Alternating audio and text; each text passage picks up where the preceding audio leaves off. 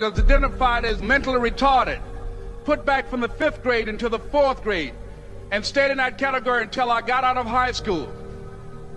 I don't have any college training, but I met a high school teacher who one day changed my life. I was waiting on another student, and when he came in, he said to me, "Young man, go to the board and write what I'm about to tell you."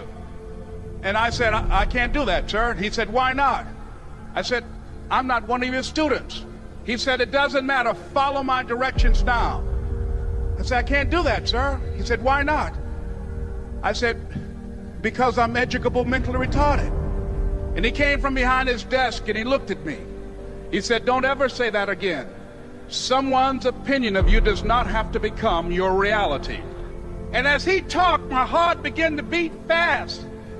Tears began to run down my eyes, and I was in the back just listening to him, because the speech he was giving, that speech was for me. And he said, "Les Brown," he said, "if you want to do anything worthwhile in life, you've got to be hungry." I told Mr. Washington I wanted to become a disc jockey. And so I started working to develop myself. He said, "I want you to practice every day being a disc jockey." I said, "But I don't have any job now." He said, "It doesn't matter."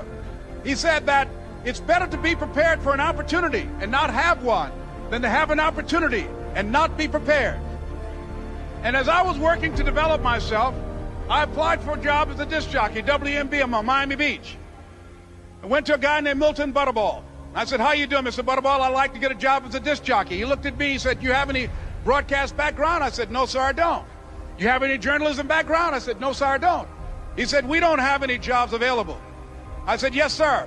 I went back to Mr. Washington and I told him. He said, "Don't take it personally." He said, "Most people are so negative, they will have to say no 7 times before they say yes." He said, "Go back again." So I went back again. I said, "How you doing, Mr. Butterball? My name is Les Brown." He said, "I know what your name is. What do you want?" I said, "I'd like to know whether or not you have any jobs at disc jockey, sir." He said, "Didn't I just tell you yesterday we didn't have any jobs?" I said, "Yes, sir, but I know whether or not somebody got laid off or somebody was fired, sir." He said, "No one was laid off or fired. Now get on out of here." I came back the next day like I was seeing him for the first time. I said, "Hello, Mr. Butterball, how are you?" He looked at me with rage. He said, "Go get me some coffee." I said, "Yes, sir." And I went to get him some coffee. After a while, I would get their lunch and dinner, and I would go in the control rooms and take the disc jockeys their food, and I would not leave until they would ask me to leave. One Saturday afternoon, while I was at the radio station, a guy named Rock was drinking while he was on the air. I was the only one there, looking at him through the control room windows, walking back and forth, young, ready, and hungry. Pretty soon the phone rang, and it was the general manager. And I answered the phone. I said, "Hello?" He said, "Les, this is Mr. Klein." I said, "I know." He said, "Rock can't finish his program." I said, "I know." He said, "Would you call one of the other DJs in?" I said, "Yes, sir." I hung the phone up. I said, "Now he must think I'm crazy." I called my mom and my girlfriend, Cassandra. I said, "Y'all turn up the radio and come out on the front porch. I'm about to come on the air." I waited for about 20 minutes, and I called him back. I said, "Mr. Klein, I can't find nobody." He said, "Young boy, do you know how to work the controls?" I said, "Yes, sir."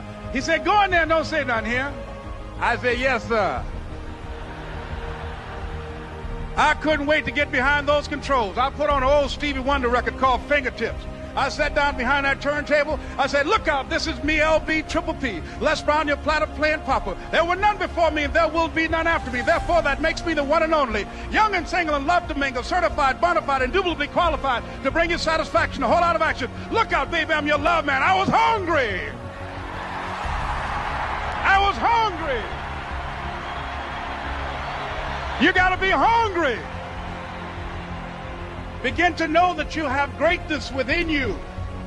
And if just one of you here begin to envision yourselves as being blessed and highly favored to reach your goals, if just one of you capture the essence of what that means, that you have greatness within you and a responsibility to manifest that greatness, that you can make your parents proud, you can make your school proud, you can touch millions of people's lives And the world will never be the same again because you came this way.